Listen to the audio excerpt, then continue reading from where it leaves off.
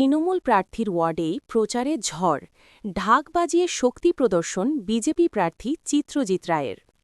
ইসলামপুর বিধানসভা নির্বাচনের প্রচারে নতুন মাত্রা যোগ করলেন বিজেপি প্রার্থী চিত্রজিৎ রায়।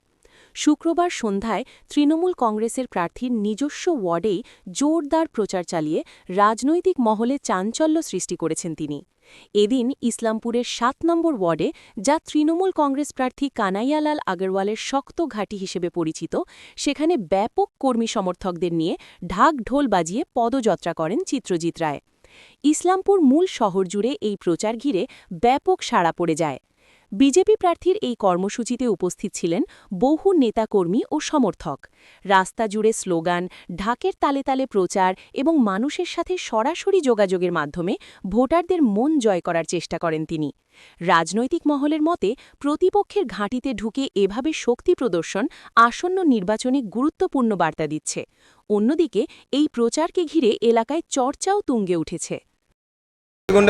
মাটিগুন্ডা 2 অঞ্চলে বিভিন্ন এলাকায় প্রচার হলো এবং ব্যাপক সাধারণ জনগণের যেখানে গিয়েছে সাধারণ মানুষ অধীর আগ্রহে বসেছিল। সাধারণ মানুষের আশীর্বাদ সত্যি দেখার মতো ছিল এবং তাদের সাধারণ মানুষের আশীর্বাদ এবং ভালোবাসা নিয়ে এগিয়ে চলছি। এখন আমরা 7 নম্বর ওয়ার্ডে প্রচার শেষ করলাম। প্রচার করে আমরা এখন রাধা গোবিন্দ মন্দিরে এখানে প্রচার শেষ হলো। তো সাধারণ মানুষের ভালোবাসা সত্যি চোখে দেখার মতন। এই 7 নম্বর ওয়ার্ড তো এখানকার ইসলামপুরের বিধানসভা তৃণমূল প্রার্থী ওয়ার্ড, কি বলবেন? দেখুন, ওয়ার্ড ওনার হতে পারে কিন্তু জনগণ ওনার নয়, ঠিক আছে? ওয়ার্ড একটা কাউন্সিলর হতে পারে কিন্তু জনগণ বুঝে গেছে যে বেকার ভাতা এবং লক্ষ্মী ভাণ্ডার এটা কোনো সলিউশন হতে পারে না কোনো রাজ্যের। কোনো একজন বেকার ছেলের কিংবা একটা শিক্ষিত ছেলের কখনো ভবিষ্যতে এটা হতে পারে না। তো সাধারণ মানুষ এটা বুঝে গেছে যে প্রত্যেক বছর নির্বাচন আসার আগে 500 টাকা করে বাড়ানো এটা একটা খেলা, লোকজনকে ধোকা দেওয়া ছাড়া আর কিচ্ছু না সাধারণ লোককে। আজকে হুমায়ুনপুর এসে ফাঁকা মাঠে সভা করলেন, কি বলবেন? সে বিষয়ে অতটা কিছু জানা নেই, আমি প্রচারে খুব ব্যস্ত ছিলাম। যেহেতু আমি 10 দিন পরে ঘোষণা হয়েছে যেন আমার অনেক জায়গা বাকি অনেক লোকের চাহিদা রয়েছে, সেখানে আমাকে পৌঁছাতে হবে, তাই আমি এই বিষয়ে কিছু বলতে পারবো না।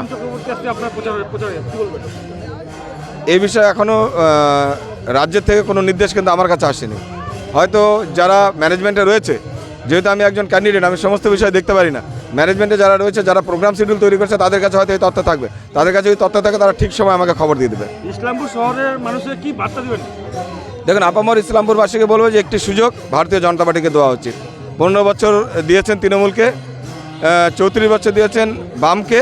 আজকে আমাদের নির্বাচনী ইশতেহার সেটা প্রকাশ পেয়েছে, সেখানে দেখা যাচ্ছে বিপুল পরিমাণ সাধারণ মানুষের উপকার হবে যদি ভারতীয় জনতা পার্টিকে পশ্চিমবঙ্গে সাধারণ মানুষ যদি নিয়ে আসে।